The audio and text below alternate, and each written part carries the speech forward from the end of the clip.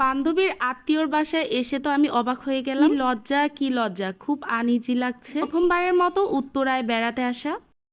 আসসালামু আলাইকুম, হে এভরিওয়ান, আমি বর্ণালী ফ্রম সোয়াচম। আই হোপ সবাই অনেক বেশি ভালো আছেন। আলহামদুলিল্লাহ, আমি অবশ্য তেমন একটা ভালো নাই, কারণ আমার প্রচুর পরিমাণের গলায় ব্যথা। সবার কাছে অনুরোধ রইল আমার জন্য একটু দোয়া করবেন। আর পেজটিতে নতুন হয়ে থাকলে প্লিজ ফলো এন্ড লাইক দিয়ে পাশে থাকার অনুরোধ রইল। ভিডিওটি ভালো লাগলে প্লিজ একটা শেয়ার করে দিবেন। সুন্দর সুন্দর কমেন্টও কিন্তু চাই। আমি কখনোই উত্তরাতে কারো বাসায় বেড়াতে আসিনি, এটাই আমার প্রথমবারের মতো উত্তরায় কারো বাসায় আসা। কারণটা কি শুনবেন।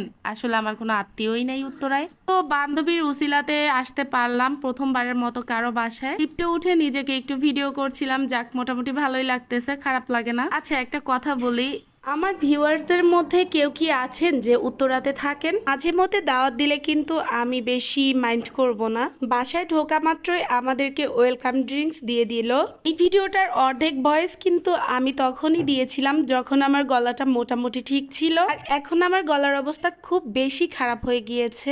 প্লিজ একটু অ্যাডজাস্ট করে নিবেন। একটা বিষয় আপনাদেরকে দেখাবো যে আমার সোয়াদ যেখানেই যায় কি সুন্দরভাবে মাশাল্লাহ সবার সাথে মিশে যেতে পারে। ও কিন্তু এই বাসায় এসে অনেক খেলা করছে আর অনেক বেশি হ্যাপিও ছিল। এই বাসাতে আমাদের একটা নাতনিও আছে, আবার একটা নাতিও আছে মাশাল্লাহ। যেহেতু বান্ধবীর ভাগ্নির নতুন বেবি হয়েছে, সে কিন্তু রান্না বান্না ওরকম ভাবে করতে পারে না। ছোট বাবু থাকলে এরকমটাই তো হয়, তাই না? তাই আমাদের জন্য খাবার কিনে এনেছে। ভাগ্নির হাজবেন্ড আগে থেকেই এগুলো পাঠিয়ে দিয়েছে। এখন এখানে আমার বান্ধবী খাবার সার্ভ করছে, কারণ ভাগ্নি ওইদিকে বাবুকে নিয়ে একটু ব্যস্ত।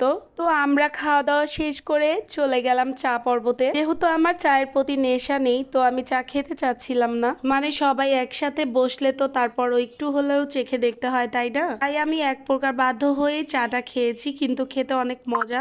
দেন বসতে না বসতে আবারও চলে আসছে এখানে আঙুর অ্যান্ড এখানে ভাগ্নির হাজবেন্ড মিষ্টি নিয়ে আসছে। খাবার দাবারের পর চা, দেন ডেজার্ট, সবকিছু মিলিয়ে মজাই। তো আমার কাছে ভালোই লাগছে, আর এখানে এসেও সবার সাথে মিলেমিশে গল্প করতে অনেক ভালো লাগছে।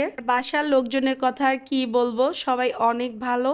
দেন কিন্তু আমরা কিছু স্ন্যাক্সও খেয়ে রওনা হয়ে গিয়েছি। বান্ধবী কিন্তু অনেক কষ্ট করে মেট্রো রেলের টিকিট কেটেছে।